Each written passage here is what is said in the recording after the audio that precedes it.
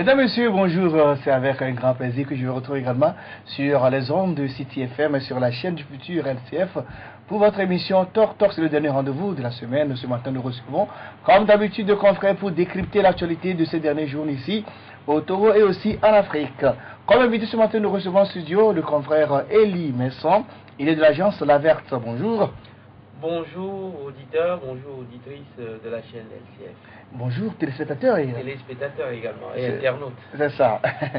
Donc, en face de Elie Messon, nous aurons tout à l'heure Dominique Alizou. Il n'est pas encore là, on l'attend incessamment. Dominique Alizou, le patron du journal Chronique de la semaine. Dans la seconde partie, nous recevrons sur ce plateau M. Joachim Sonoukou. Il est chargé de l'information, de la coordination des syndicats de l'éducation du Togo. C'est eux qui mènent le mouvement de grève depuis plusieurs mois. Déjà avec lui, on parlera de la raison pour laquelle ils sont donc en grève depuis plusieurs semaines. Et il va aussi répondre à la sortie des deux ministres mercredi dernier sur la télévision nationale. Mesdames et messieurs, avant toute chose, voici la une des journaux.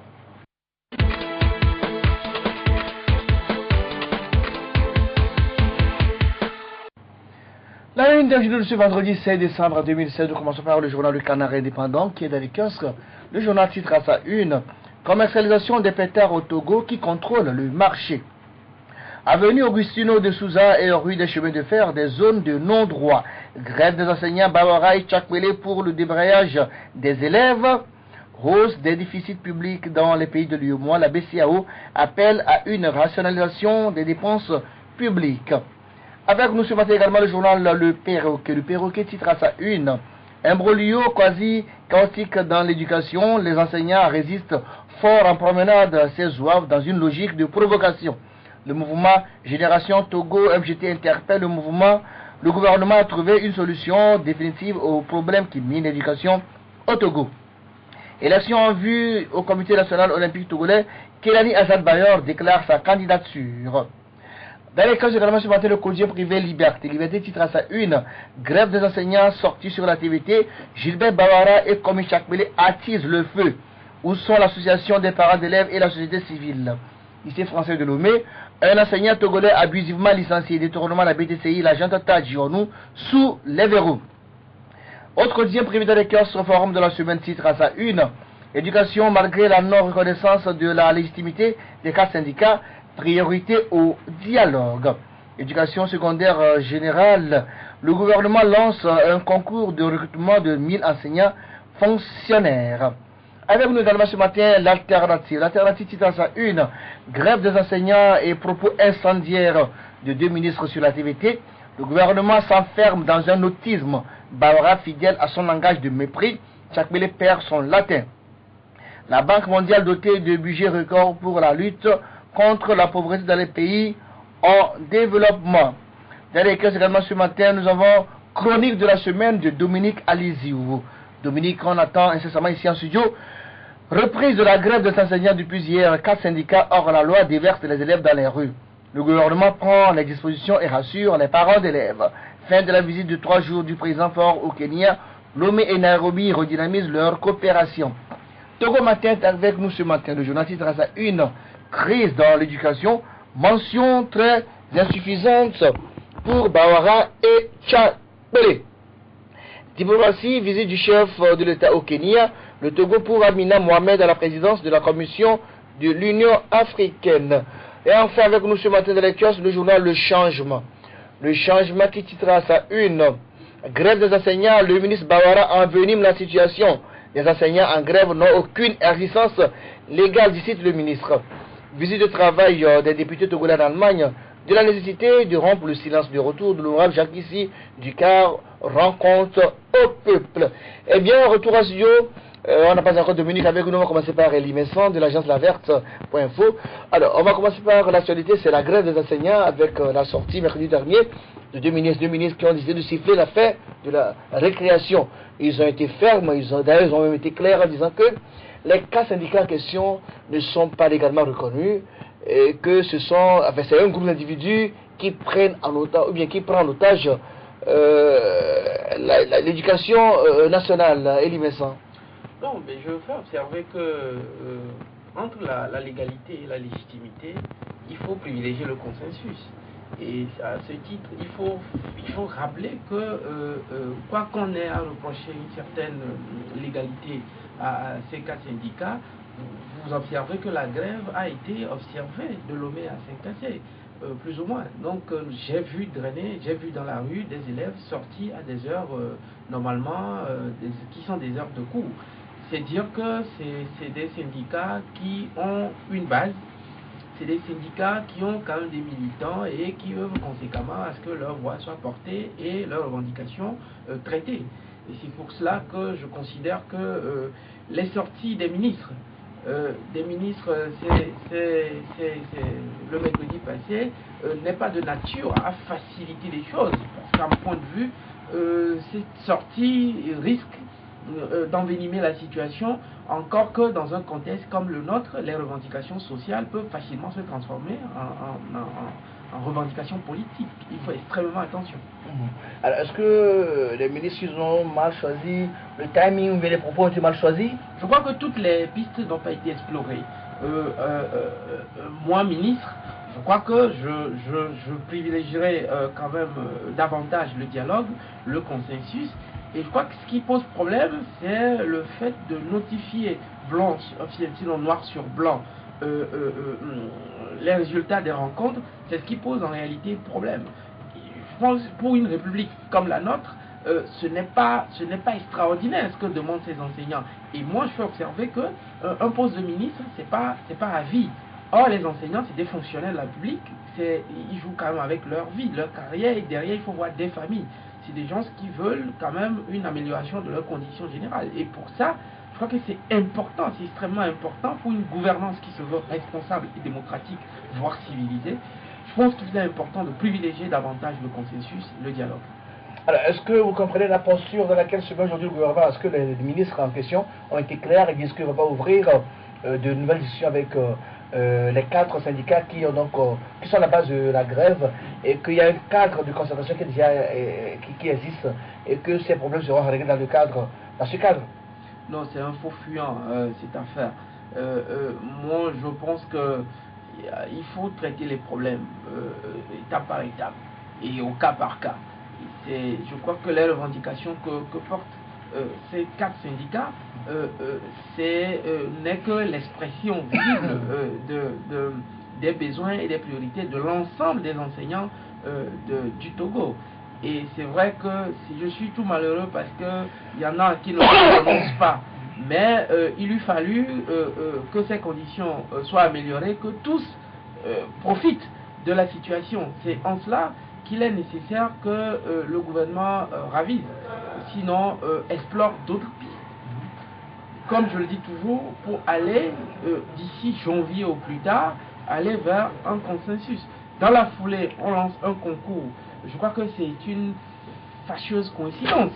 Ce concours qu'on lance dans la foulée pour les enseignants, je pense que ça ne peut pas être la réponse à ce qui se passe à ce jour. Il faut aller vers d'autres pistes. La piste de la négociation, ce n'est jamais trop tard pour toujours négocier. C'est toujours d'actualité. Je pense que le gouvernement doit faire des efforts pour quand même satisfaire les revendications légitimes de ces enseignants qui sont en grève. Alors, est-ce que vous pensez que ce concours, c'est une sorte de menace, c'est une sorte d'effet des démocrates qui peinent sur les enseignants grévistes? Est-ce qu'ils doivent craindre de perdre leur poste d'un jour à l'autre avec ce nouveau concours qui a été lancé? J'avoue ne pas maîtriser les tests au niveau de l'Organisation internationale du travail. Internationale, je ne maîtrise pas beaucoup les tests. Mais je ne sais pas les dispositions qu'il y a à l'international, mais j'estime que comme réponse aux revendications légitimes des enseignants, c'est mal tombé. Et c'est un mauvais choix de gouvernance que de vouloir recruter. Recruter peut-être pour répondre aux besoins existants, oui, mais recruter pour remplacer ces enseignants grévistes, je pense que c'est la mauvaise des pistes qui puisse exister. Alors Dominique Alési avec nous, il y a quelques minutes déjà. Bonjour Dominique. Bonjour. Alors vous avez aussi suivi les deux ministres qui sont sortis tout récemment sur, mercredi pour être précis, sur la chaîne nationale, la TVT, pour donc se prononcer sur la grève qui a cours dans le pays depuis plusieurs semaines déjà. Et les deux ministres ont été clairs. Ils disent que les syndicats en question ne sont pas légaux et que c'est un groupe d'individus qui veut prendre en otage l'éducation nationale. Et mieux encore, il n'y aura pas de discussion qui sera ouverte avec ces enseignants grévistes. Vous avez suivi, quelle est votre réaction là-dessus? Je pense que votre caricature ne répond pas véritablement à ce que les ministres ont expliqué la dernière fois. Parce que dire qu'ils ne veulent pas discuter avec eux, je pense que ce n'est pas vraiment ça. Et le ministre a expliqué qu'il y a un cadre permanent de discussion qui est là. Et dans ce cadre, tous les problèmes liés à l'éducation sont traités et discutés. Déjà, c'est une bonne chose. En fait, ça voudrait dire que le gouvernement est conscient de la situation des enseignants et que pour éviter donc de vivre encore des crises, a préféré créer un cadre pour discuter. Maintenant, est-ce que dans ce cadre, rien n'est sorti de ce cadre? Non, il y a beaucoup de choses, beaucoup d'acquis qui sont sortis de ce cadre. Alors, ceux qui sont sortis, c'est-à-dire ceux qui sont sortis, eux, ils ne veulent pas de ce cadre. Ils ne veulent pas de dialogue. Ils ne veulent pas discuter. Ils veulent tout maintenant. Je ne sais pas, nous sommes dans quel pays? Et le Togo, c'est vraiment un ensemble. Il y a beaucoup de secteurs, notamment l'éducation, la santé et d'autres paramètres. J'ai eu dit hier sur une chaîne de radio que bon, oui, le coût total de ce que réclament notamment les indemnités les indemnités de salissure, les primes de salissure de nuit et autres, que c'est les primes de logement et autres. Justement, que juste ça fait 3 milliards. Mes amis, vous pensez que 3 milliards c'est juste? C'est moins de 3 milliards en principe. À supposer. Eux, ils réclament 3 milliards. Un autre secteur, 3 milliards. L'autre secteur, 3 milliards. Ça veut dire que le budget va servir juste à payer les salaires. Tout est question de priorité. On peut plus compter. Non, justement, c'est en cela. Vouloir, c'est pouvoir. Non, c'est pas vouloir, c'est pouvoir. Parce que vouloir, il faut avoir les moyens de le faire. Mais dans ce pays, le gouvernement togolais a voulu faire un sommet et a trouvé 5,5 milliards pour le faire. C'est curieux que à chaque fois on nous ramène à cette histoire de sommet, mais dans ce sommet, les Togolais ont gagné. Donc vous voudrez que ce soit seulement... Vous appelez quoi dans les médias? Vous prenez par exemple l'hôtel Radisson qui emploie plus de 500 Togolais. Vous prenez encore d'autres hôtels qui emploient des Togolais. Vous ne pensez que, et ceux qui ont des restaurants, vous ne pensez pas qu'eux, je suis en droit d'avoir part au gâteau Togolais? Et que tout doit être reversé aux enseignants? C'est en cela que nous devons faire très attention. Je n'en disconviens pas par rapport aux revendications des enseignants. Bon, c'est normal, parce que je voudrais rappeler que il y a à peine 3 semaines au Burkina Faso, les enseignants également ont débrayé, en Côte d'Ivoire, il y a eu cela, et ailleurs également. Donc, en fait, c'est légitime de réclamer, mais leur réclamation aurait pu être beaucoup plus appréciée par les Togolais si il n'y avait pas un cadre de discussion, un cadre de dialogue qui aboutit souvent, qui a permis de résoudre certains problèmes. C'est-à-dire que dans la plateforme revendicative, on ne peut pas tout résoudre. C'est-à-dire que on discute, on commence un peu, et on évolue. Pas aujourd'hui. Il faut d'abord un accord. Avant l'accord, il faut la discussion. Justement, en cela, le cadre en question est un cadre approprié pour discuter, et que ce cadre a permis d'obtenir déjà beaucoup de résultats. Mais si ce cadre aujourd'hui était caduque ou bien ne produit rien, là on peut dire oui, que bon, on est là, on tourne à rond, non. Mais ce cadre a permis d'aller, et je vous dis que, je voudrais avant de terminer, qu'il y a plusieurs syndicats qui font partie de ce cadre, mais les autres disent, ouais, ils sont corrompus, c'est ça le mal du Togolais. Mais quand le résultat sort, il n'y a pas de corruption. Or, effectivement, il y a par exemple le point 2 de leur réclamation, qui consiste à reverser les enseignants auxiliaires dans la fonction publique.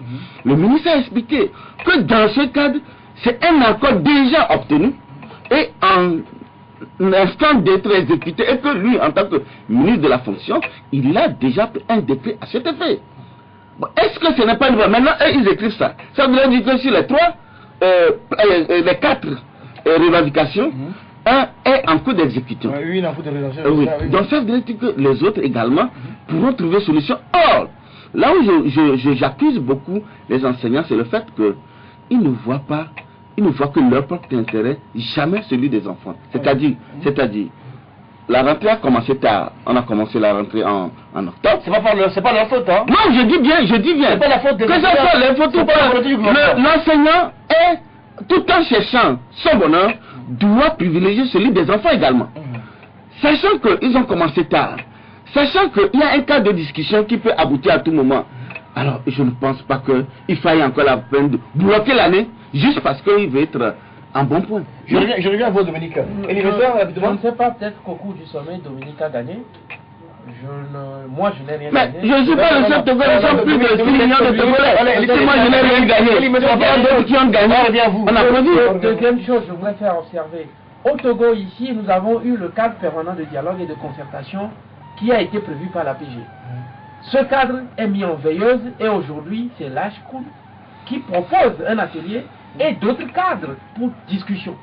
C'est en cela, malgré le cadre de discussion permanent au niveau de l'éducation, on peut créer d'autres cadres également. Pourquoi au niveau de la politique, on ne respecte pas le cadre permanent de dialogue et de concertation et au niveau de l'éducation, on veut absolument respecter ce cadre. C'est un rapprochement. Les mêmes causes produisent toujours les mêmes effets dans les mêmes conditions. Et c'est pour cela, il est important, à mon point de vue, que l'on continue, l'on privilégie quand même d'autres cadres, parce que les revendications peuvent s'inviter et être dynamiques. Ce ne sont pas des revendications statiques dans le temps.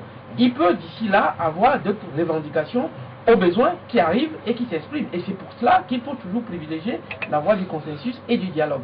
Je fais observer que ces enseignants, mais de grâce, si Dominique s'exprime en français, c'est parce qu'il a fait des études. Mais c'est parce qu'on lui a transmis des valeurs. Justement. Et ceux qui sont... Si mes enseignants passaient leur temps à faire la grève, je serais aujourd'hui, je parlerai, je viendrai faire le débat dans mon rapport. Dominique, on essaie de parler. C'est pour permettre à nos enfants, plus tard, d'être des gens plus compétents, qu'il est nécessaire d'investir davantage dans l'éducation. On reviendra. J'espère qu'on aura l'occasion de revenir sur le budget.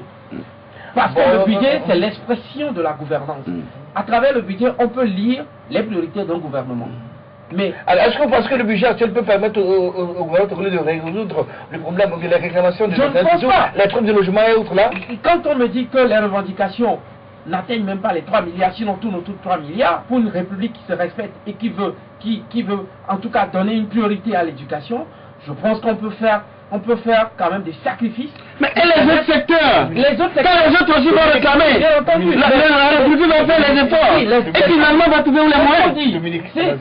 Toutes les fois, on dit, et les autres secteurs. Oui, mais il y en a. Il y a des priorités dans la vie. L'éducation. Mais vous n'allez pas me dire que la santé, ce n'est pas une priorité. C'est également une priorité. Alors, vous avez la parole tout à l'heure. Vous avez la parole. Mais quand tout à l'heure, vous prenez un fonctionnaire, par exemple, de l'Office togolais des recettes, catégorie A1, même diplôme qu'un enseignant. C'est des comparaisons qui sont vraiment, qui n'ont pas de tête du que. Dominique, vous avez la parole. Dominique, c'est la régie qui mobilise les moyens. Dominique, je dis. Alors, vous me dire que les enseignants, Dominique, terminé, je vous donne la parole. Bien entendu.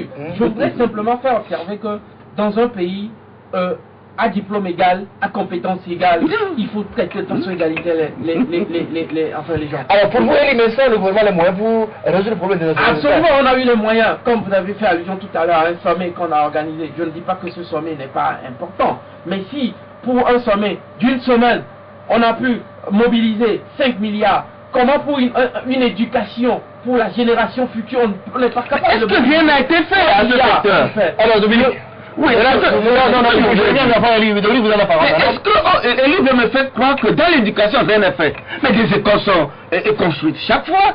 Les enseignants, revenons-en. Mais les enseignants, avec ta maîtrise, en tant qu'enseignant, tu es en catégorie A1. Alors que dans le secteur, c'est A2. Déjà, ça voudrait dire que l'autorité a la pertinence du travail que fait l'enseignant. Et c'est pourquoi il a mis dans un cadre beaucoup plus particulier. Avec des privilèges. Avec des privilèges, il faut le dire ainsi. Mais je dis, ça ne suffit pas dans la vie. Et demandez si vous avez un enseignant dans votre secteur. Si depuis 10 ans, son salaire n'a pas doublé. Il va vous répondre. Mais s'il est honnête, il va vous dire, oui, mais le coût de la vie, je suis d'accord. Si le coût de la vie, le coût de la vie, si les fonctionnaires, nous qui ne sommes pas des fonctionnaires, nous subissons le coût de la vie. Est-ce que tu as, en fait, je sais que tu es dans le privé, est-ce que tu as une augmentation ou une diminution? Non. Quand tu trouves, tu manges, quand tu ne trouves pas, tu te débrouilles.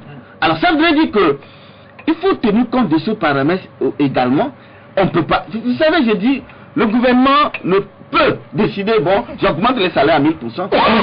Il le fait, il sait où il va récupérer. Où? Il récupère au niveau des recettes, au niveau des recettes douanières et des fiscs.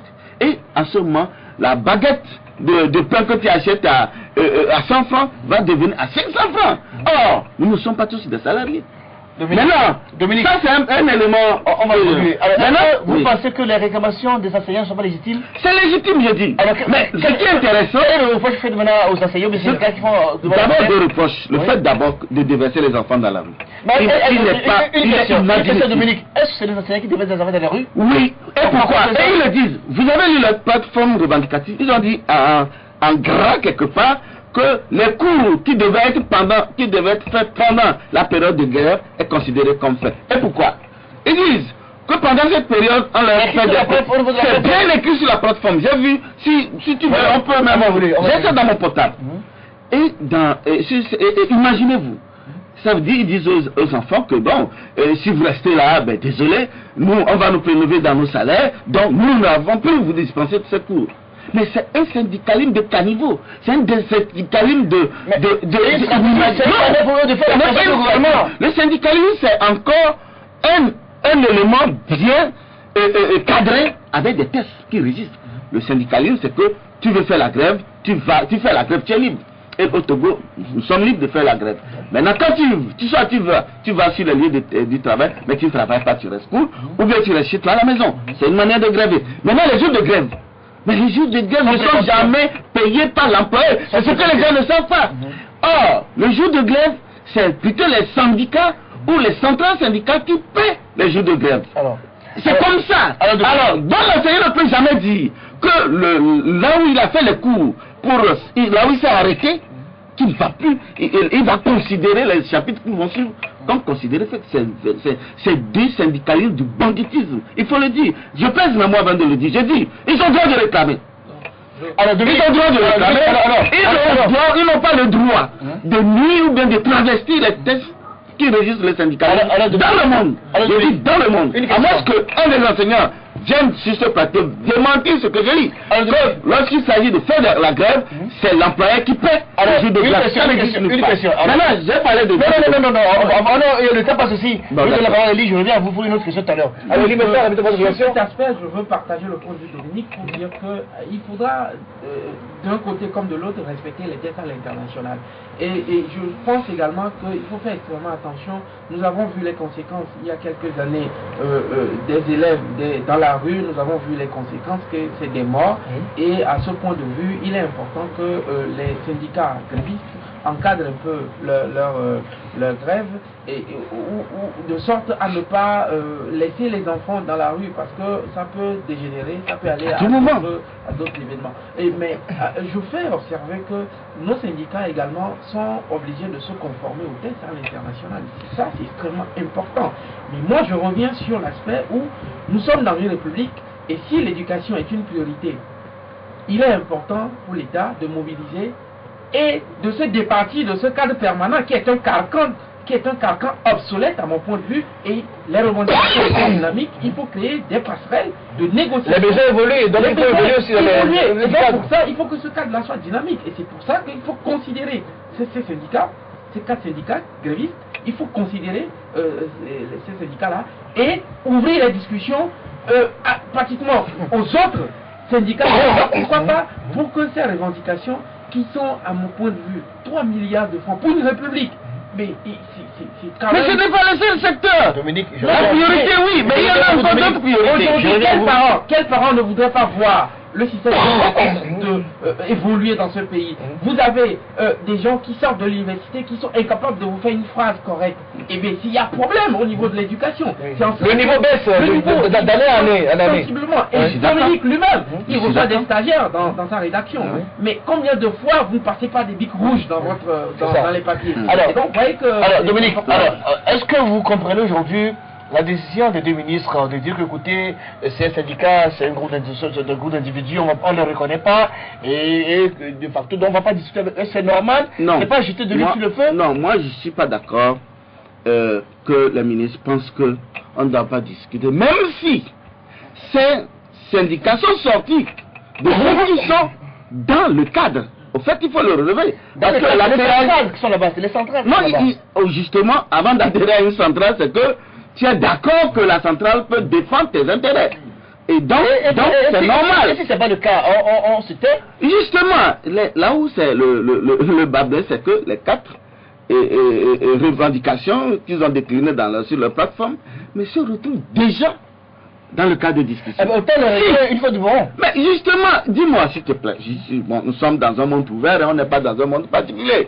Dis-moi où est-ce que les syndicats ont réclamé quelque chose et ont obtenu ça à 100%. On ne discute pas. C'est pourquoi il y a des négociations, des discussions. On peut ouvrir les discussions. Mais justement, c'est ça que je dis. Le gouvernement refuse. Mais c'est ce que je vous dis, que les discussions sont déjà dans ce cadre dont ils ont quitté. Ça veut dire que les 4 sujets ou bien les 4 préoccupations qu'ils ont mis sur leur plateforme, ces 4 préoccupations se retrouvent dans le CPC, c'est-à-dire 4 permanents de concertation. S'il vous plaît, si les 4 préoccupations n'étaient pas dans le cadre, on peut dire, ouais, bon, vous discutez, mais vous ne prenez pas en compte, nous nous préoccupons. Mais malheureusement, ce qui est encore, le ministre a dit l'un des points, notamment le point 2, est en voie de règlement. Ouais, ça on est d'accord. Le point la prime de logement, justement, c'est prévu depuis 1975, Dominique. S'il te plaît. Depuis 1975, c'est prévu. Tu as bien dit ça. Ça me fait sourire parce qu'il y a dans ce pays. Avant que nous on je dis, il y a dans ce pays, les enseignants auxiliaires ont juste réclamé leur intégration. On les a chassés.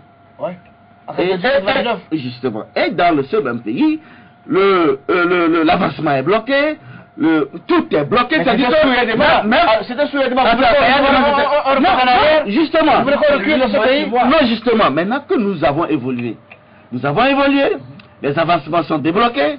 Il y a eu, et on a même vu leur grille indiciaire, et que, bon, c'est en cela que je voudrais dire à mon confrère Eli qu'il y a eu beaucoup de revendications. Ça, il le sait, il est journaliste comme moi. Et dans ces revendications, il y a eu des points qui ont été réglés, notamment l'augmentation de l'indice, les primes de rentrée des bibliothèques et d'autres avantages qui ont été, dont je n'ai pas, qui ont été faits. Si on me disait que depuis rien n'a été fait, je serais d'accord pour dire ouais, depuis réclamer, on ne voit jamais rien. Des choses, en cela je dis, quand tu dis on peut régler, non, on ne peut jamais régler les problèmes liés à un secteur. Est-ce que vous savez que dans ce pays, quand les enseignants vont dans certaines maisons pour chercher à louer les maisons, on refuse parce qu'ils sont enseignants, parce qu'ils disent que ceux-là, ils sont entre griffes. Ils ne peuvent pas nous payer. Vous savez, est-ce que vous êtes au courant de ça? Mon frère, est-ce que... On renvoie les enseignants parce qu'ils sont enseignants, parce qu'on ne va pas leur dire. Je n'ai jamais appris ça. Pourquoi je dis ça? Je le dis parce que c'est des témoignages qu'on a. Pourquoi je dis ça? Pourquoi je dis ça? Tu ne vas pas me payer et ils refusent de leur louer les maisons. Si lui-même il est un homme vulgaire, comment tu peux m'expliquer que quelqu'un qui est dans l'administration avec maîtrise en a 2 et quelqu'un qui est enseignant en a 1, et tu vas dire que ce monsieur ne peut pas payer par rapport à celui qui est à l'administration? Parce que le salaire n'est pas bon. Mais quand on dit qu'il en a 1, le salaire est mauvais. Par rapport à celui qui en a 2, non, on doit évoluer. Quand on dit la personne en a 1, le son salaire est mauvais par rapport à celui qui en a 2. C'est pas tous qui sont en a 2. Dominique, c'est pas tous qui sont en a 2. Justement, je suis d'accord. Il y a d'autres qui sont en a 2. Maintenant, quand tu reviens, je dis, si tu as un enseignant chez toi, demande s'il est honnête, qu'il te dise si en 10 ans son salaire n'a pas été doublé. Merci, par rapport aux avantages. Mais je dis, ce n'est pas suffisant. Il faut le faire, mais il faut qu'ils acceptent que il ne faut pas qu'ils veulent mettre la République ou bien les enfants, l'avenir des enfants en jeu. Mais il faut que tout le temps, puisqu'ils ont obtenu des choses, à moins qu'ils me disent, ceux qui suivent l'émission, qui disent qu'ils n'ont jamais rien obtenu. Ils savent qu'ils ont obtenu. Et je dis que actuellement leur salaire a pratiquement doublé. Je dis pratiquement doublé. Maintenant, je dis, en tant que journaliste, ça ne suffit pas. D'accord, mais tel est le cas. demandez, mais ne mettez pas la République à feu et à sang. C'est tout. Merci. Donc pour ça les enfants, parce que la famille Sinaré d'Uti aujourd'hui, aucun enseignant ne passe là lui remettre 1000 francs. Merci. Et pourtant ils ont obtenu des choses en ce moment, après la mort des deux gamins. Et encore vouloir la mort des autres gamins pour obtenir, je dis non. Qu'est-ce qu'on en fait? Moi, s'il y a un pays au monde où chaque jour on c'est 30 secondes dans l'éviter doit arriver, c'est un enseignant on reçoit sur la France. Et en France, on a des pistes modernes qui restent le dialogue, qui restent... Mais il y a Moi, je me dis qu'il faut dépasser le cadre permanent auquel s'agrippe Dominique. Je pense que ce cadre doit être dynamique. On doit aller à une étape supérieure des discussions pour que nos enfants puissent rester dans les classes. Aujourd'hui, c'est les 4 syndicats qui drainent les enseignants. Eux ont posté le terrain. Vous voyez, la grève, elle est suivie. Ils sont suivis et dans ça veut dire qu'ils ont c'est normal. Le gouvernement... Ce n'est pas une histoire de crédit, mais c'est une histoire de normal parce que qui ne veut pas avoir son salaire encore, puisqu'ils en ont obtenu. Pourquoi ne pas le faire obtenir davantage? Mais ils doivent comprendre que nous sommes dans une république. Je crois que tout le monde a eu la chance de passer par là. Nous avons répété, nous avons enseigné à l'université pour contribuer à nos études, nous l'avons fait. Et Dieu seul sait ce que c'est qu'enseigner. Et si on vous donne des miettes, lorsque vous rentrez à la maison, il y a des risques que vous tombiez malade. C'est pour cela que moi je dis, il n'y a pas autre secteur prioritaire que l'éducation et la santé.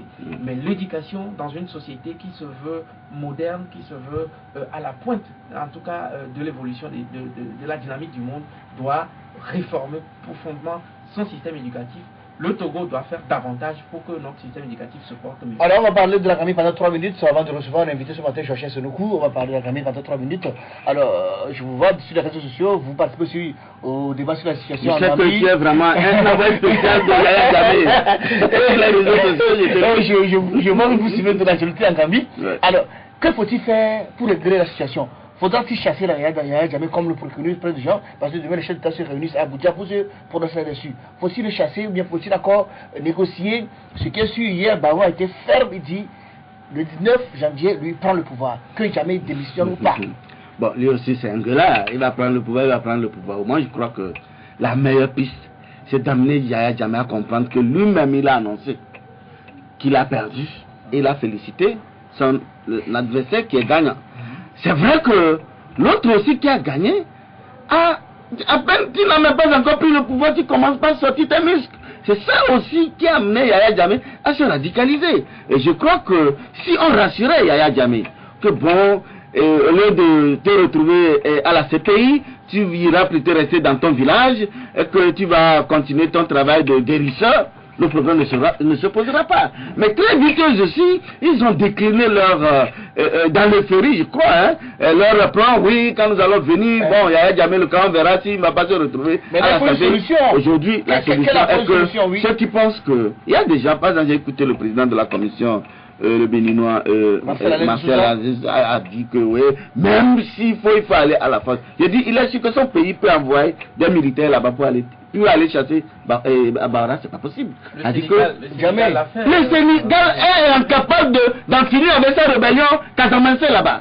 Alors je ne crois pas que c'est les militaires de Yaya Jammeh qui l'arrivera à chasser aussi. Ce n'est pas le pays, ce n'est pas seulement ceux qui ira. Parce que non, si je vous dis, il y a les Comores qui existent toujours, le Comore toujours là. Le Comore a fait quoi au Libéria, avec tout ce qui s'est passé au Libéria, tu penses que le Comore a fait un bon travail? Moi je crois que la seule solution, c'est vraiment convaincre Yaya Jammeh avec des garanties, à comprendre qu'il a reconnu sa défaite et qu'il ne serait pas... Il ne veut plus partir. Non, je dis que... C'est pourquoi j'ai dit accompagné de garanties. Elle a pas signé. Elle a pas signé ce papier. C'est clair. Ça peut peut-être le stimuler à comprendre qu'au fait, je crois que c'est ça qui l'avait amené au début à se dire que, ben, comme j'ai perdu, pourquoi ne pas partir? Mais quand il a vu ses adversaires brandir leurs muscles de ce qu'ils vont faire de lui, peut-être c'est ça qui l'a amené sûrement à faire ce revirement de 90 degrés. Mais il doit véritablement contribuer à la paix dans son pays. Je pense que ces dirigeants africains d'une autre époque doivent arrêter de faire de nous la risée du monde. c'est important. Et comment est-ce qu'un guérisseur peut se retrouver à la tête d'un pays? Il est militaire, en tout cas. Je voudrais dire quelque chose également. Donald Trump a tenu des propos plus acerbes que ce que Adam a tenu. Donald Trump a même prévu de mettre des gens en prison. Hillary Clinton, justement, ça n'a pas obligé Obama à s'accrocher au pouvoir. De grâce qu'on nous libère de ces dirigeants incapables autocrates, sans culture et sans hauteur. Tu mets quoi d'accord? Dominique, on laisse parler. J'ai dit autocrate. Oui, quand Dominique, on laisse parler. Il veut faire la parole. La CEDEAO doit jouer toute sa légitimité et toute envoyer des militaires là-bas. Dominique, s'il te plaît. Dans cette affaire en Gambie. Aucun pays n'enverra des militaires dans ce pays. Je ne vais pas parler de militaires. Je dis tout simplement, Dominique, s'il te pour un plaît. pays qui se respecte, en janvier, il faut qu'Adama Barrow prenne le pouvoir quand même. Il faut que la communauté internationale se mobilise pour que Adama Barrow puisse exercer le pouvoir en janvier. Il faut la fermeté. Il faut la fermeté parce que on ne peut pas se permettre ce revirement parce que ce monsieur trop s'attendait à quoi? Après continent. 20 ans de dictature. 22 ans. Plus de 20 ans. Voilà, donc 22 ans de dictature, d'absolutisme dans la gouvernance. Je pense qu'il faut donner une leçon ferme à tous ces dictateurs, à tous ceux qui ne veulent pas respecter la conscience collective, ne veulent pas respecter l'histoire et le devenir de la jeunesse africaine. Il faut pouvoir les arrêter tout de suite. Et la CEDEAO doit pouvoir arrêter Yahya Jammeh en janvier. Merci. Vous allez marquer la pause. On poursuivra le débat en off. Ok. Merci, mesdames et messieurs. La pause publicitaire derrière notre invité, Joachim Sonoukou. Il est chargé de l'information de la coordination des syndicats de l'éducation au Togo.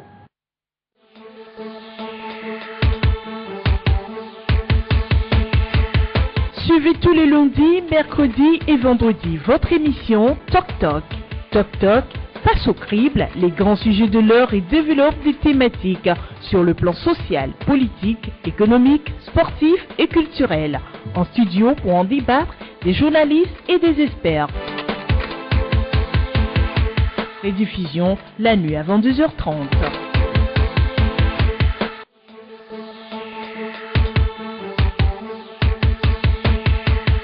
Suivez tous les lundis, mercredis et vendredis votre émission Toc Toc. Toc Toc passe au crible les grands sujets de l'heure et développe des thématiques sur le plan social, politique, économique, sportif et culturel. En studio pour en débattre des journalistes et des experts. Rediffusion la nuit à 22h30.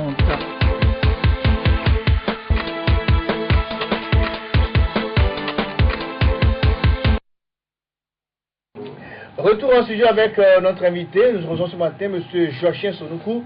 Il est le chargé de l'information de la coordination des syndicats de l'éducation au Togo. Bonjour M. Sonoukou. Bonjour Junior et bonjour à tous les téléspectateurs de SCF. Alors, pourquoi vous voulez prendre en otage l'école togolaise, M. Sonoukou? Vous me faites sourire. Bon, prendre en otage un enseignant comme un individu, on peut prendre en otage un pays, c'est pas possible. Un petit groupuscule d'individus peut prendre en otage un pays. Et sur ce, je voulais dire ceci. Et nous réclamons, nous revendiquons des meilleures conditions de vie et de travail. C'est tout. Nous ne voulons pas prendre en otage un pays. Alors, le gouvernement dit qu'il y a un cadre permanent qui existe, le cadre dans lequel les centrales syndicales sont discutées depuis des années. Et pourquoi vous ne voulez pas verser vos revendications dans ce cadre permanent et vous déclenchez de nouvelles grèves? Et en fait, ce qui nous a amené aujourd'hui, nous, à poser ce problème, et ces points de revendication dans notre plateforme, c'est, je dirais, le caractère, c'est pas quoi dire, du CPC, qui ne parvient pas à résoudre un seul problème. C'est-à-dire, c'est de l'immobilisme au CPC. Voilà, c'est ce qui amène. Alors, il ne revient pas à un employeur de vouloir dire que c'est lui qui choisit son interlocuteur. Le dialogue s'impose par rapport à la pertinence des revendications. Vous n'avez jamais posé la question à ceux-là qui disent qu'ils sont au CPC, que depuis 5 ans qu'ils sont là-bas, et qui vous disent un seul point qu'ils ont pu obtenir jusqu'à ce jour. Je dis bien 5 ans, ça fait combien? 60 mois. Et en dehors de la prime d'incitation à la fonction enseignante, qui était passée de 50 000 à 8 000 et 10 000, selon les catégories, je vous dis qu'à part cela, les gens ont passé 5 ans, ils disent qu'ils discutent, et jusqu'à ce jour, demandez-leur quel est le seul point qu'ils ont pu obtenir jusqu'à ce jour? Jusqu'à ce qu'on leur donne même un moratoire d'1 an après les turbulences qui ont eu lieu en 2013-2014. Et on a appris l'année dernière pour observer le gouvernement sur sa demande. Comme lui-même il a demandé qu'il fasse travailler sous pression, nous avons dit au gouvernement, bon, vous avez 12 mois. Alors réfléchissez et trouvez-nous des solutions. Ils ont passé tout le temps au CPC, a choisi de ne rien faire. Et aujourd'hui, on nous dit que c'est nous qui plutôt fuyons le débat au niveau de la discussion au niveau du CPC, ce qui est faux. Voilà. Alors, que réclamez-vous concrètement? Allons-y. Alors, je vais aller vite. Nous réclamons ceci. Au premier point, l'intégration des enseignants auxiliaires dans le corps des fonctionnaires de l'enseignement. C'est le gouvernement même qui l'a dit. Et il y a eu un statut général de la fonction publique qui a été adopté. Le décret d'application a été pris depuis plus d'1 an, 2 ans je vais dire. Mais on ne continue pas à traiter les enseignants comme auxiliaires, alors qu'en réalité les tests l'ont déjà abrogé. Je veux dire ceci, les gens commencent par travailler dans la fonction publique et on les recrute comme auxiliaires. Un auxiliaire, quand il commence le travail, et il a un salaire payé en partie. Il n'a pas droit à un seul avantage. Il n'a pas d'allocation, il n'y a pas de prime, il n'y a pas d'avancement. Et je vous dis, Junior, au Togo ici, les gens meurent à l'hôpital, peut-être à la maison, par manque de 5 000 francs pour se soigner. Je vous le dis. C'est pour vous expliquer quoi. Et lorsque vous êtes traité comme auxiliaire, vous vivotez pendant près de 8 ans pour trouver un mieux-être. Et tout ce temps-là, vous continuez pas à vous endetter. C'est pour ça l'enseignant, vous allez voir dans les banques, faites un petit sondage. Vous allez voir 90% des fonctionnaires togolais. C'est les enseignants qui sont adeptes des prêts kamikazes. Je vais parler des prêts qui ne donnent pas la possibilité de vivre. J'ai écouté tout à l'heure Alizou dire que comme un cadre A1, tout ça ne peut pas payer le loyer. Il ne peut pas comprendre. C'est-à-dire, il faut qu'il nous demande à ça se vit. Ça se vit. Nous vivons la réalité. Que les gens nous laissent parler. Si les gens fuient l'enseignement pour aller ailleurs, malgré tous les avantages dont les gens parlent par rapport à la catégorie, c'est parce qu'il y a un problème. Aujourd'hui, là, si je trouve un autre métier ailleurs, je vais partir. Parce que ça dit, nous devenons une risée dans la société. Quand on dit un enseignant, dans une réunion, tout le monde lève les doigts. Je suis agent d'impôt, moi je suis médecin, moi je suis infirmier. Mais quand vous dites enseignant, on vous regarde d'un air moqueur. Alors je continue en vous disant que lorsque un enseignant auxiliaire passe 8 ans et n'a pas d'avantage, il roule avec 60 000 francs au lieu de 90 000. Sans compter les avancements qui pouvaient aller à 100, peut-être vers 200 000 francs, il est toujours, il jongle. Et s'il mourait, cet homme-là, par manque de 10 000 pour aller à l'hôpital, qui l'a tué? C'est l'État qui l'a tué. C'est-à-dire, l'assassinat, ce n'est pas avec les balles. Voilà. Et seulement, quoi. Ce n'est pas avec les balles seules. Autre chose, nous demandons aussi les primes. Nous demandons 3 primes. Prime de rentrée, prime de travail de nuit, prime de logement et prime de salissure. Et les gens ont tendance à se moquer de nous. Oui, prime de salissure, c'est quoi prime de salissure? Bon, je commence par le logement d'abord. Okay, vas-y. Prime de logement, ce n'est pas le Togo qui a inventé. Alors, dans nos textes, la réforme de 1975, il a été dit clairement, dans la partie carrière enseignante, que l'enseignant, parce qu'il n'a pas un logement en dehors, il n'a pas de bureau en dehors de son logement, où il dort, son logement, son lieu de logement, ça lui sert en même temps de lieu de repos, lieu de travail. Voilà. Pour cela, il a droit à un logement gratuit. J'ai entendu une autorité dire qu'on n'a pas dit prime, on a dit logement gratuit. Moi, je voudrais demander à cette autorité, s'il y a des logements quelque part où l'enseignant refuse d'intégrer, qu'on nous le dise. Mais s'il n'y a pas de logement, qu'on donne au moins les primes. Et entre prime et logement, je pense que l'État doit avoir intérêt à choisir prime. Parce que la prime qu'on nous donne ne peut pas équivaloir vraiment au logement. Et voilà sur le logement. On réclame la prime de travail de nuit. L'enseignant aujourd'hui, avec l'effectif que nous avons dans les classes, ne dort plus. Quand vous travaillez à l'école, à la maison, vous ne dormez pas, vous veillez.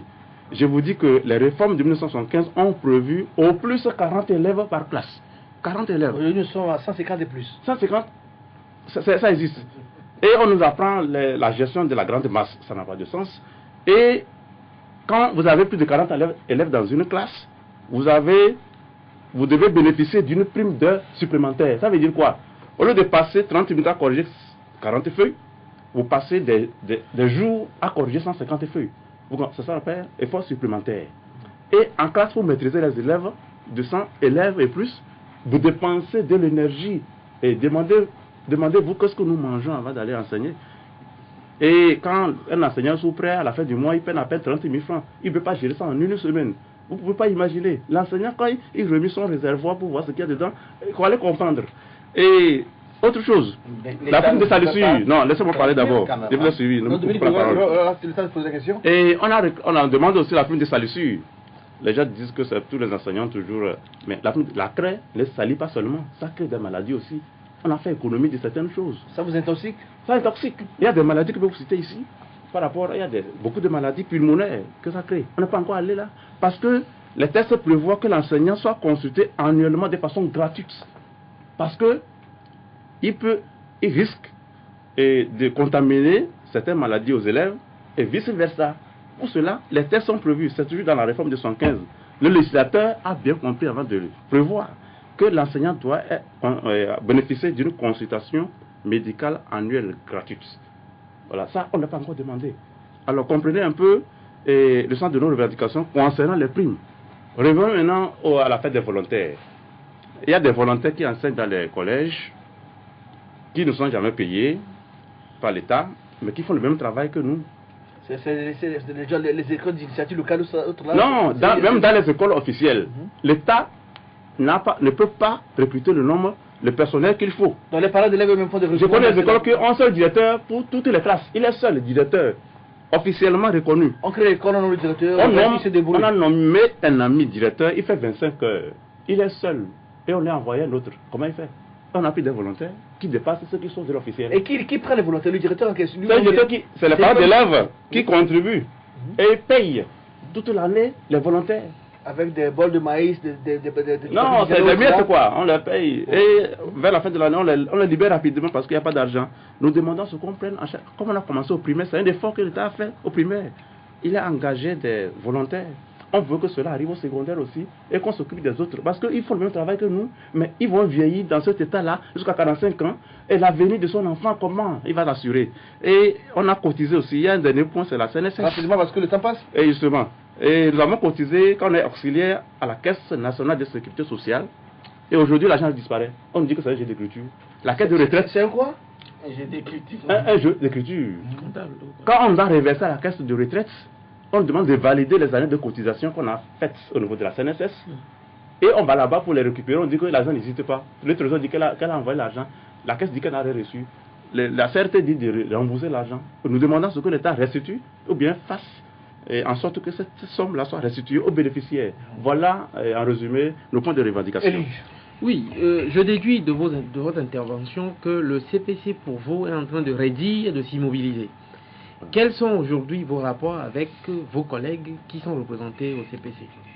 Au fait, les rapports, bon, ils sont en train de nous soutenir au dernier moment. Il y a pas longtemps, il n'y a pas encore 3 jours, il y a un représentant d'une fédération qui est au CPC qui dit que vraiment, que rien n'évolue, le gouvernement ne tient pas ses promesses. Donc ils sont aussi abusés. Mais officiellement, nous n'avons pas encore vu, en tout cas, vos collègues. Ça fait une sortie pour vous soutenir. Non, il y a la FESEN qui a fait une sortie officielle pour nous soutenir. La FESEN. La FESEN. Oui. Il y a des gens qui sont venus vers nous, les fédérations. Pas plus qu'hier. Les fédérations, les centrales syndicales, nous ont invités. Et le inspecteur nous récent. Hier, on était tellement. C'est Lucite. Oui, voilà, c'est une centrale syndicale. Oui. Donc, les centrales syndicales sont en train de nous appeler actuellement pour qu'on puisse s'asseoir et faire avancer le mouvement par rapport aux interventions des ministres qui ont frustré tout le monde. Oui, je voudrais demander une question. Vous avez parlé tantôt de ce CPC qui tourne en rond, mais le prime de bibliothèque et de rentrée, ce n'est pas dans ce cadre qu'on l'a obtenu. Le ministre a dit la dernière fois, s'agissant des auxiliaires dont vous en avez parlé, que ça fait 11 500 enseignants qu'il faut reverser dans la pension et que les discussions ont abouti, les démarches ont été faites et qu'il a même signé le décret qui doit consacrer leur intégration. Est-ce que vous pensez que avec ça, on peut dire que au CPC, ils ne dansent que, je ne sais pas, ils ne font que tourner à rond? Bien, et mon confrère Dominique, avant de commencer, je voudrais aussi vous saluer et vous dire une chose. Dans les débats, Jean de tout à l'heure, tu nous as traité de bandits. Non, j'ai traité votre manière de mettre les élèves dans la rue. Vous savez, il y a des propos... Parce que ce n'est pas du syndicalisme. Moi, dans la rue, je vais apprécier. C'est normal. Vous mettez dans la rue, il n'y a rien à dire. Je vais te répondre. Mettre les enfants dans la rue, ça... Moi, je suis enseignant. Je suis en train de mener une lutte syndicale. Alors, laissez-nous qui avons les informations vous informer. Parce que traiter des enseignants qui font entre leurs mains l'éducation d'une nation de bandits. Non, je n'ai pas traité les enseignants de bandits. Bon, Moi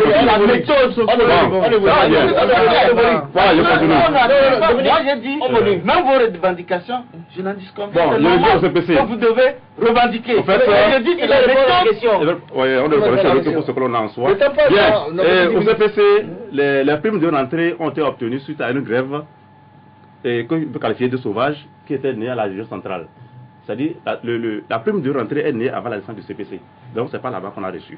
Donc, c'est pour vous dire que ça, c'est... Donc, au CPC, il y a eu les 4 points évoqués et que rien n'a été fait. Bon, dis-moi ce qui a été fait. Entre les 4 points, il y a eu comment on l'appelle, on a revu la grille indiciaire. C'est dans... Tu as vu la grille indiciaire de la revendication ici? Il y en a pas. Mais ça fait partie aussi de la revendication. Non, de la fonction après. La grille indiciaire, c'est pas pour l'enseignant. Non, pardon. Vous ne comprenez pas. Moi, je suis... Vous n'êtes pas concerné par la grille. Vous n'êtes ni enseignant, ni fonctionnaire. Laissez-moi vous expliquer. Et l'indice dont vous parlez concerne tous les fonctionnaires. C'est pas au CPC que cela a été discuté. Vous ne comprenez pas. Donc, le CPC n'a jamais pris en charge la valeur ou bien l'indice des fonctionnaires. Non, ça n'existe pas. On parle d'un problème particulier à l'enseignement. Et au CPC, je vous dis, si vous connaissez un point qui a été opté depuis 5 ans là-bas, dites-le moi. Il n'y en a pas sur notre plateforme, il n'y en a pas. Vous-même, vous l'avez dit. L'incitation à la fonction d'enseignant a été revue à la hausse. Vous-même, vous l'avez dit tantôt. J'ai dit c'est à la baisse plutôt. C'est 50 000. De 50 000 à 8 000, 10 000. C'est à la hausse. On vous payait 50 000 avant. La négociation a commencé avec 50 000. Ils ont refusé, ils ont 8 000 en attendant. Tu disais que c'est comme si on vous payait 50 000. On s'est levé un beau matin, on a ramené ça à 10 000. On va évoluer. Alors, monsieur Sonoukou, après la sortie des deux ministres, l'autre fois sur la télévision nationale, on a vu, vous avez réagi également. Alors, où en est-on avec les discussions? Est-ce que vous avez repris langue? Est-ce que, quand on nous fait inscrire bientôt, en principe, les élèves doivent composer pour le premier trimestre? Que doit-on faire? Vous permettez d'abord d'aller rapidement sur ce point. On part, j'essaie de laissez-moi répondre à cette question. Les ministres sont sortis, ils ont dit des choses très graves qui ne sont pas de nature à apaiser le climat. Et ils parlent de la légalité, de légitimité. Et mon frère Dominique en a parlé. Je voudrais vous dire que nous n'avons rien inventé. Le droit syndical au Togo, cela est garanti. Je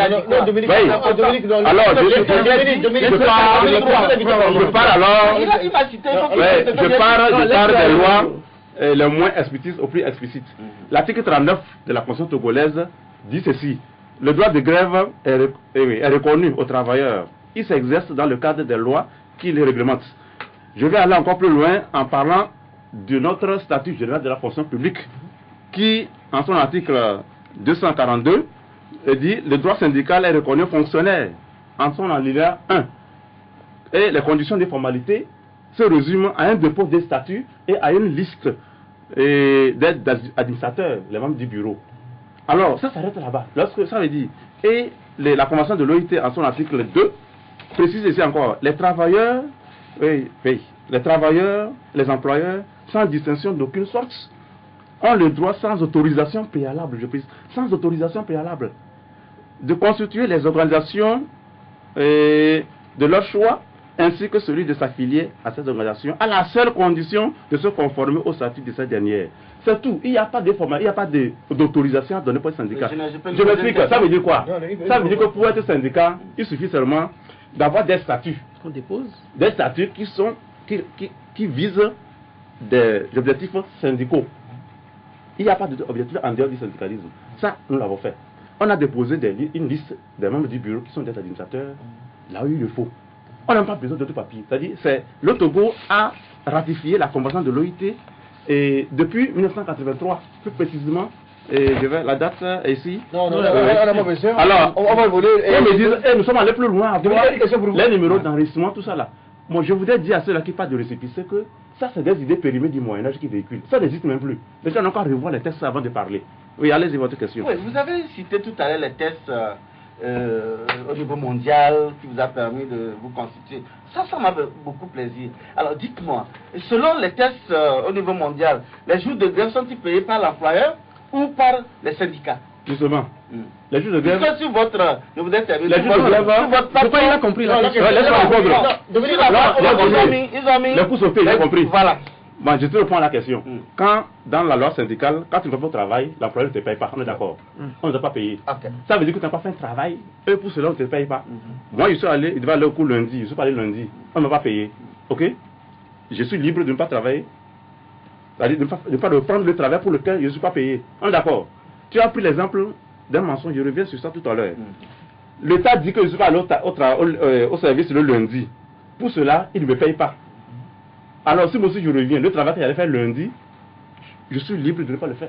Non, c'est pas. Bon, en fait, pourquoi vous voulez que je fasse le travail pour lequel je ne pas être payé? Vous avez parlé du syndicalisme au niveau mondial. Dis-moi un seul exemple. Oui. Dans tel État, dans tel pays, lorsque on fait la grève, on ne reprend pas là où on a laissé le travail, on peut sauter selon que... Je t'explique ceci. Oui, parce que je n'ai jamais vu ça. Alors, si je me suis arrêté à un point X et que je reviens, je devais quitter X pour aller à Y. Je reviens, l'État veut comment je recommence à aller à X. Ça veut dire que j'ai deux choix. L'État ne veut pas, c'est ton travail. Attends, laisse-moi parler là. J'ai le choix. Je dis bien. Tu n'as pas le choix. Dominique, laisse-le parler. J'ai le choix. Dominique, j'ai le choix. Laisse-moi parler. Je dis bien.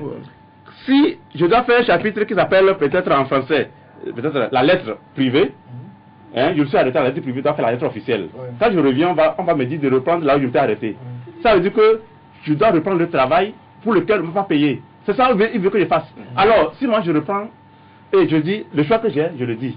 Soit je t'attends pour continuer normalement quand il le dit, à la fin de l'année, je suis en retard. On est d'accord? Ça, c'est là, on est d'accord. C'est un choix, ça. Non, ça veut dire que je reporte. Ça veut dire que je reporte le travail pour la fin de l'année. Alors que l'État n'a pas attendu la fin de l'année pour me précompter. Vous comprenez? Et entre deux choses, quand on fait grève, nous choisissons ce qui fait plus mal à l'employeur. Et nous avons choisi de sauter les cours. Parce qu'un travail, si à la fin de l'année, je réalise le travail que je n'ai pas fait, ça, je ne le ferai pas, non? Moi, j'ai choisi de le faire maintenant, de sauter maintenant, pour faire mal à l'employeur. Moi, pas aller de me dire, quand, dans ce cas, Dominique, et je continue à dire ceci. Oui, je dis ceci par exemple. Le travail de l'enseignement est différent du travail des autres.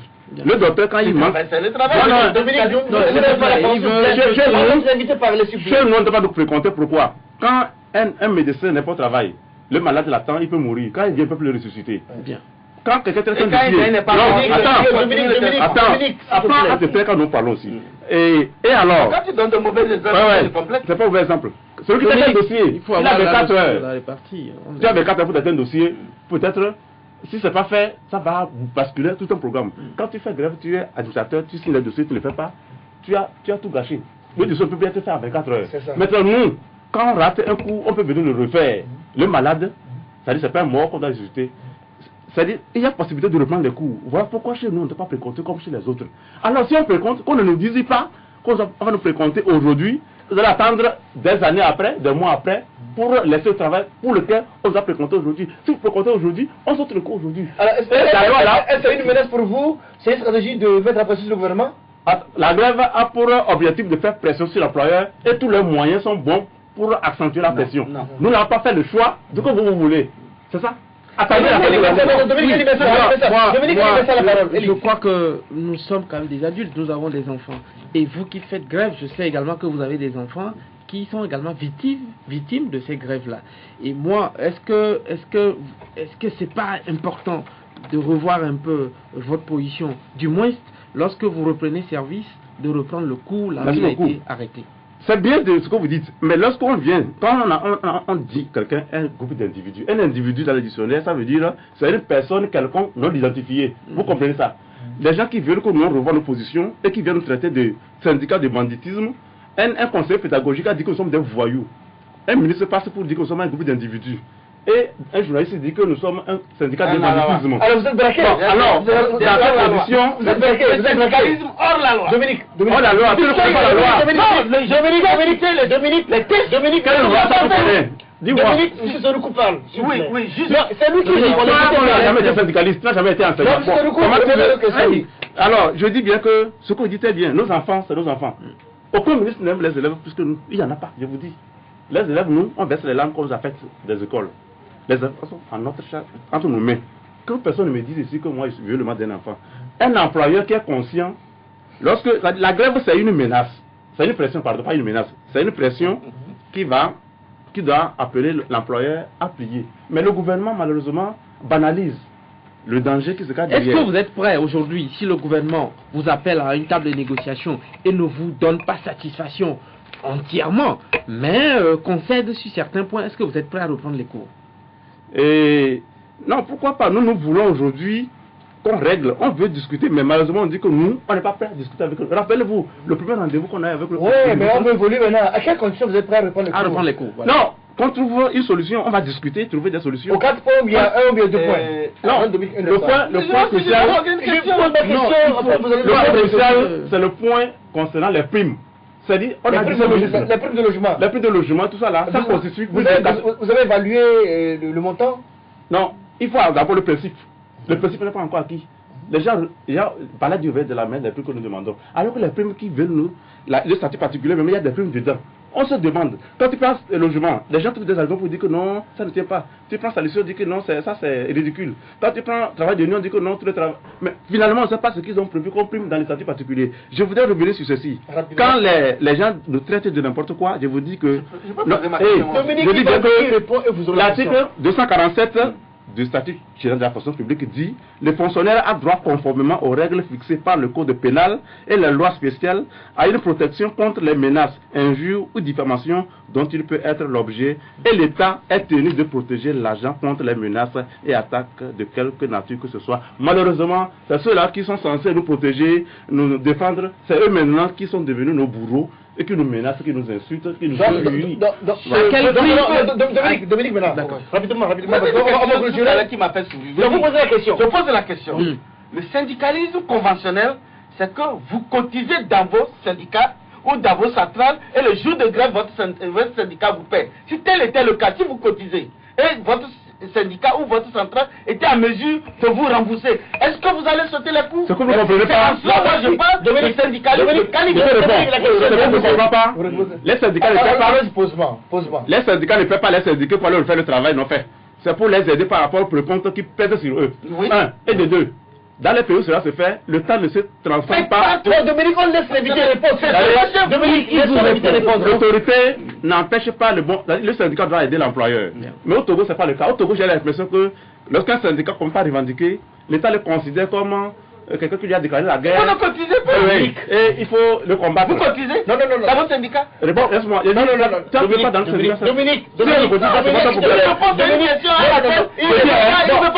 va finir ainsi, mais rapidement, il faut le monsieur sur le coup.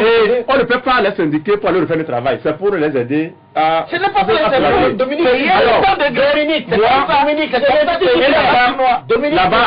avant de payer, il y a des syndiqués, ils font des prélèvements de 25 000 là.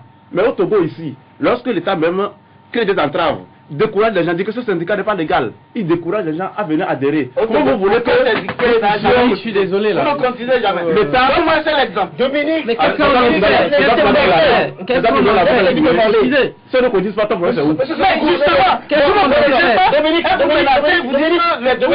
Et non, fait la corruption. L'émission s'achève ainsi, monsieur Zoulou. On laisse le mot de la conclusion. Oui, le mot de fin, je voulais appeler les camarades enseignants, que ce soit nous avons une AG à 14h30 au centre communautaire Tocoin. Et je les appelle à ne pas céder aux intimidations. Les tests nous protègent largement. Et le concours qui vient d'être lancé, ce n'est pas un concours pour licencier qui que ce soit. C'est un projet financé par la Banque mondiale. Et ça n'a rien à voir avec nos revendications. Donc que personne ne s'inquiète de ce concours-là, comme quoi les gens pensent que c'était une intimidation. Comme les intimidations sont déjà monnaie courante, les gens croient que c'était pour remplacer les grévistes. Comme ça arrive dans un contexte de grève, est-ce que comment vous l'appréciez? Non, nous avons c'est-à-dire on a voulu semer une confusion pour comme quoi c'est nos revendications qui sont en train d'être réglées. Au fait, c'est un financement qui a eu lieu. Cela devait être fait depuis avant la rentrée. C'est une sorte de coïncidence. Mais c'est une coïncidence vraiment organisée. Voilà. C'est une coïncidence organisée. Organisée, ça veut dire quoi? Non, Dominique, c'est fini, l'émission est finie. Parce qu'on n'a pas choisi maintenant pour le faire pour rien. C'est pas un hasard. Et quand vous voyez les enfants qui arrivent dans la rue avec des quand vous les tombez, ils vont composer dans les matières qu'ils ont faites. C'est ce que vous avez fait à vos temps. Je dis avec ça. Il faut les enfants avec bâton, avec cailloux. Les enfants, non, je pense